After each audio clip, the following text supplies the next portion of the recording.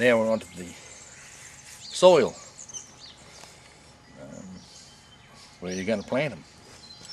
It's the first thing you should do is to find out what your pH is in your soil, and you can buy a little tester. Around 6.5, 7 is ideal, but don't be afraid if it goes higher. I did tests here 2 years ago now, where I had 3 big pots and put lime in it, and had a variation between 6.5 to 11, and planted the same tuber out of the same clump to see what effect it had. There is very little difference between the low one and the high one. The only difference was when we dug the tubers. The tubers that came from the higher test, they were a lot smoother in the actual texture on the outside of the tuber. As far as the growth concerned and the flower concerned, we couldn't any difference between them. So really don't be too worried about, as long as not it's below, as long as not below 6.5, then they don't like it then. Some areas are around different others, temperature and everything else comes into it, and with a mixture with your soil you're going to put them in. Here down here, because we've got a heavy clay down here, and the further you go north you get into a more of a sandy soil, and it's just the way Australia is. And tubers and dahlias will change from one area to the other, sometimes only a few miles. I can't grow some dahlias here as others can grow them in Portland. Can grow them. So no matter what I change to the soil here, it doesn't seem to make any difference. And yet, I guess that's just life. Anyhow, here we have a fernery that I done last year. I carted in sheep manure from out the feedlot and put in. Had brilliant growth, everything else, but when I went to dig the tubers, I found that I was having problems, and it's just too heavy. It's too heavy and cloddy. I've dug a bit up from down there, down the bottom end there. It seems to be heavier than what is up the top. So what I've done, as you can see, I've gone and put 30-40 mil of sand over that area, and I'm going to hoe it in. The sand will break it up and let the extra soil breathe, and the water to soak through. That's the soil there. If I reach down here, the top end where it should be, and you can see the difference in the two soils. One I've broken up. Although it's got worms in it, it's still too heavy. Whereas that's the way I want it. So you can see there. Now, I'll break that up, hoe it up, and probably hoe it again to give it a good mix for this year. But it'll probably be better next year than this year, because the sand will actually be mixed a lot better to it. The other ferneries around the other side, they were all done the same way, because it's a bit hard to get any manure from and a mix from somewhere that it's completely even right through. And there was patches in those ferneries too that the same effect happened, and I just simply put sand on it and hoed it in. While we're here, this fernery here was put up for seed purposes as well as growing. As you'll see down the other end, there's 3 curtains, one going that way and 2 going that way. and it's open that end, but when the curtains come down, the whole 3 gardens that are in here are open to different directions. That is so the bees can't get through, and I have water lilies over the other side there, Fims down there, and semi-decks in here. So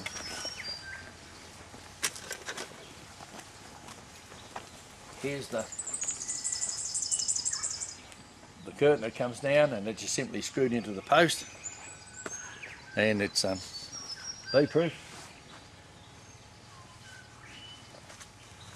Another one that comes down here and makes it into an apartment there, two smaller ones, a bigger lot up there, because you don't have so many water lilies or Fims. And this is open out here and open out there, so the actual bees got to circulate and come in. They don't seem to do that, because when I put the seed out where the tags are, it's usually straight to the tag where the type of flower or type of seed I've taken from. It goes right to the actual, right to the peg.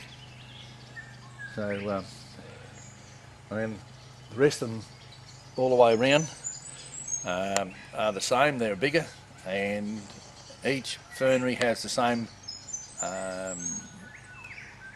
type of dahlia in it.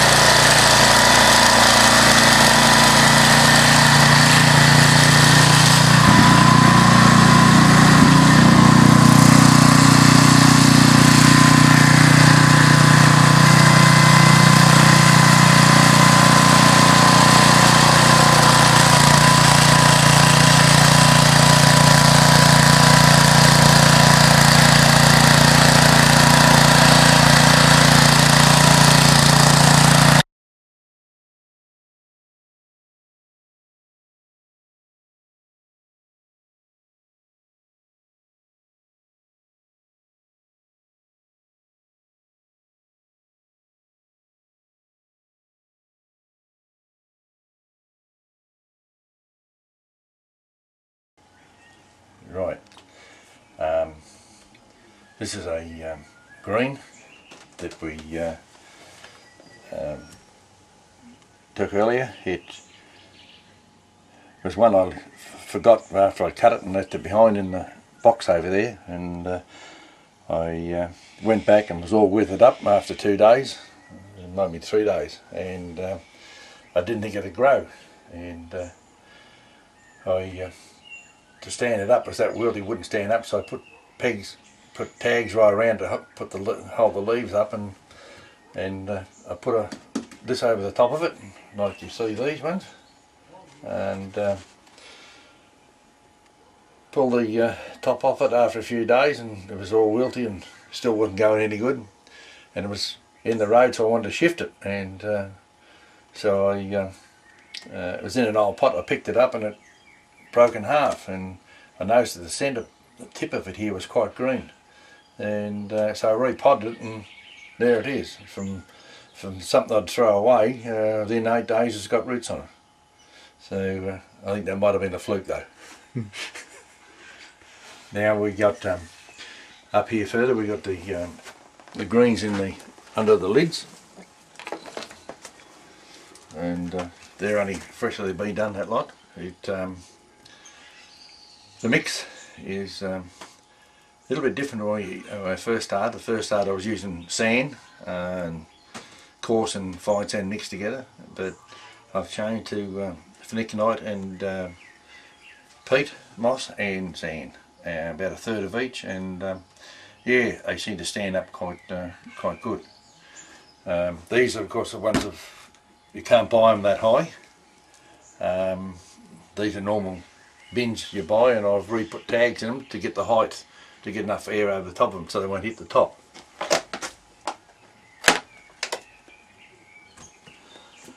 And here we have some of the roots on them, and as you can see,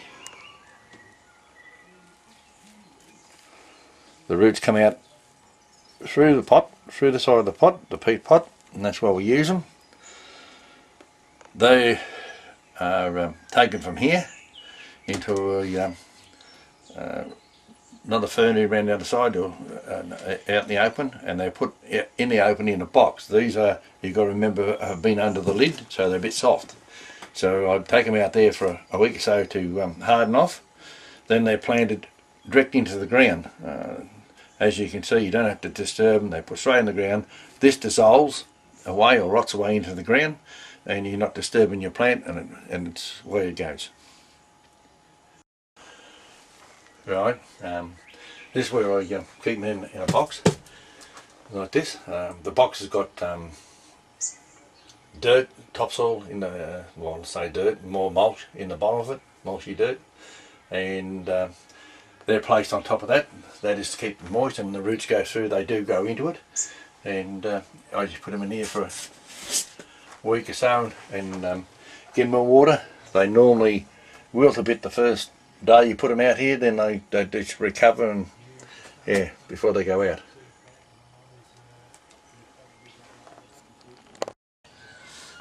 Here's the seedlings that you've seen earlier raised in the trays.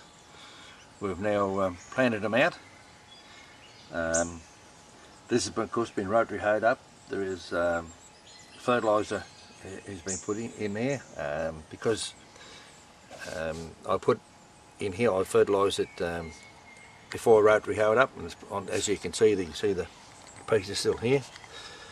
The seedlings are planted usually towards evening, because then you get a nice damp dew or air at night time, and helps them stand up. And most important of all, don't put too many in, they'll let them wilt. Give them a drink of water, do a few, keep giving them some water, because they don't like getting dried out too much. And yeah, as you can see, there they are there.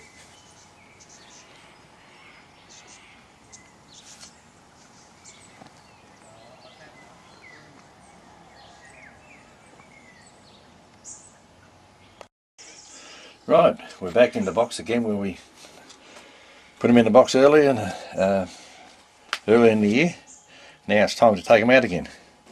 And as you can see, I've pulled a couple up here, and I want to explain to you something about these. Remember earlier we said about not cutting the tail off, leaving the tail, and they shoot, the roots come out the back, and that, as you can see. Now this leads further on when we talk about fertiliser. Some people dig a hole and put the fertiliser in the bottom of the hole. Now as you can see, the roots fit, they come out the back and they run that way, they don't go down. So if you put fertiliser in the bottom of the hole, the plant doesn't get any. It doesn't get washed in, it washes away from it. Put your fertiliser or mix it in the ground, that's another way of doing it, or put your fertiliser on top so the water washes it in down through your roots. Now, but at the same time, here's one here that's been cut when it was being dug. It's okay as long as that's dry. It's perfect. If that was a big long tuber like this, I would have cut it in half and let it dry off for a day or two and plant it. This, when the roots come out of this, it'll come out under here and not at the end, and that will that'll feed from here and not through the tuber. Often that, some people in the early days, that was the idea they used to bypass the tuber in case the tuber rotted. This one also has, to me, a fault. It has already got leaves on it. It's been out of the box, it's been up in the air and formed leaves. Now, I don't plant it with those leaves on it. I just simply cut it. There's a node there. I just chop it off there like that. It'll reshoot out of here and away it goes. It'll be 2 shoots come out of that. If I was to plant that, it's inclined to sit there and do nothing. Here we have one slightly different. This one hasn't been come out of the top of the sawdust. It's still closed off, so it has not seen daylight. That's perfectly okay. You can plant that like that in the ground and it'll keep going, but I still prefer to do this because I'm not going to knock that off when I'm planting it. It'll send out, there's one already there, but it'll send out 2 shoots from here and away it'll go. Once again, you'll see the roots out the back. Here's a perfect example here of the long tail and the roots coming out the side off the tail. See this? And here again.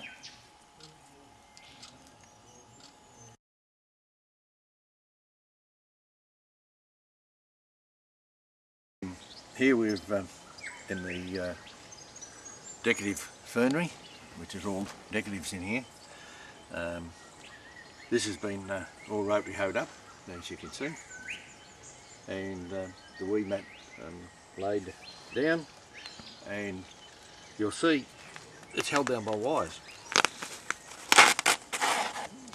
like that, and just a bent bit of wire, and just goes through the weed mat. That's where it's held down. The holes are cut in. Just cut a hole like that and fold it back under. This is the dearer one. I don't like it as good as the cheaper one. The cheaper one seems to be, the water goes through a little bit better. It keeps the weeds off, and it's used as a mulch type of mulch to stop the keep the moisture in, and it seems to work real good. It does both, and yeah. So this has been fertilised. It basically was done with sheep manure last year, so I haven't done too much this year. So I tested for pH, and it's around about the 7, which is okay. And I put a little bit of super in it, and the super in here is hoed in. Out the front, I'll show you a bit later, I use super totally in a different way out there. So that'll come up a bit later. Now, here's the tuber that I cut the long shoot off, and I'm going to plant it. I prefer to dig the hole deep. That is, it's about 4 or 5 inches deep.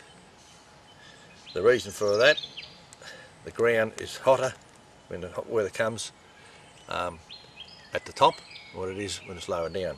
I'm after cooler conditions from the grow in, especially with the roots when they first started. And on top of that is that if I plant it with this much dirt over the top of it, and if the plant gets up to this high before you tie it, because you can't really tie it before that, and the wind blows it back and forwards, you pull out your eye. If the eye gets pulled out, then your tube is buggered. If you plant it deep enough, it can't pull out the eye, it'll just break off at the shoot above the ground level, or just below it, and it'll reshoot. So they're the reasons I put it down deeper in the ground. The ground is make sure your ground is damp or quite wet, as you can see like that. Maybe it could have been a touch more moist than that, because I don't want to put water on this until they're up, the shoots are up and going. I like to see them probably 4, 5, 6 inches above the ground before any water's put on there. So if your ground is too dry, water it, rotary hoe it, and prepare the moisture in the ground before you plant your tubers. Now simply put that in there. It's planted flat like that, so that it grows straight up through the hole. And you simply, right now I'll just have to do it back over it like that. And there's my tag in there, and that's planted. The hose in here are drip hoses, and they run along the centre. I simply make a slight dish in this with my hand as I'm planting, and the hose sits in here and it runs along, if it drips in between, runs along, goes into the holes.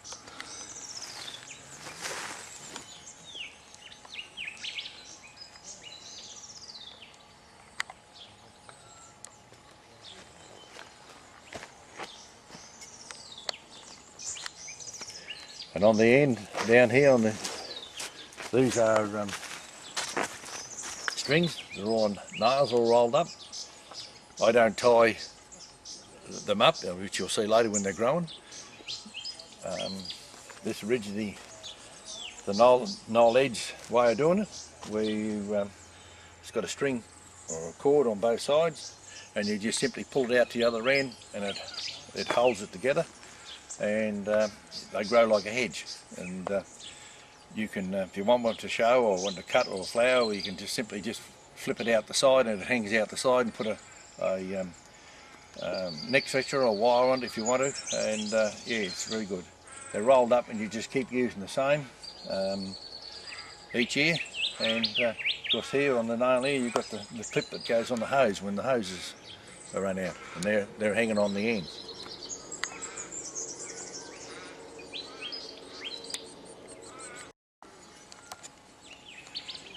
Here we are, we're back in the fernery that we rotary hoed up earlier, as you've seen on the film. And yes, this has got the cheaper weed mat on it. As you can see, it's a lot thinner, but it does the same trick. It stops any weed and still keeps the moisture in, but it lets the water in a little bit better. Here, this fernery is set up for, which most of them are set up for pollinations. I mean by that, if you see up here, you'll see curtains are rolled up, and they come down it and they're sealed off. The reason we got pegs here, it's too short, too small to run right through. The water hose goes right through, but there's a curtain that goes down there, and this one's open here, the other one's open to that side, and that one's open to that side.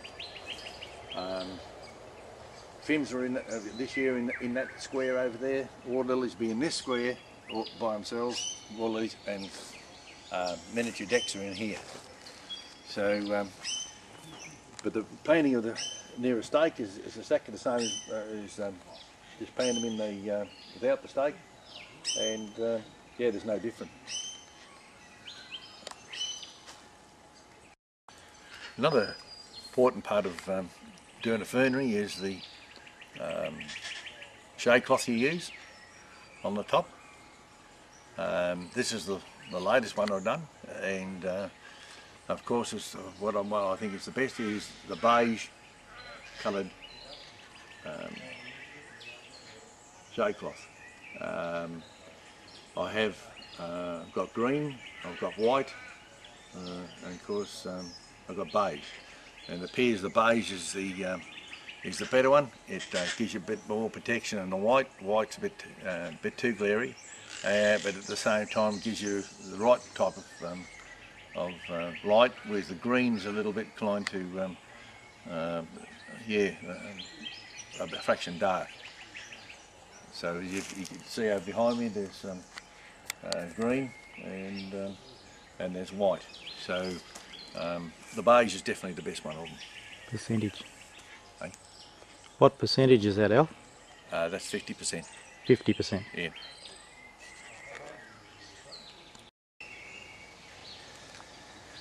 Right, another way of I plant out the front here. This is where I use, this is out in daylight, not in the ferneries. And what I've done here is the weed mat again. I've cut this square and I've got to square it like that. Makes it easy to plant. There's a strip goes along later when they come up. It goes along there and I just put that down. It makes it easy to actually get at them. Now there is some fertiliser in it, but I prefer to fertilise these slightly different.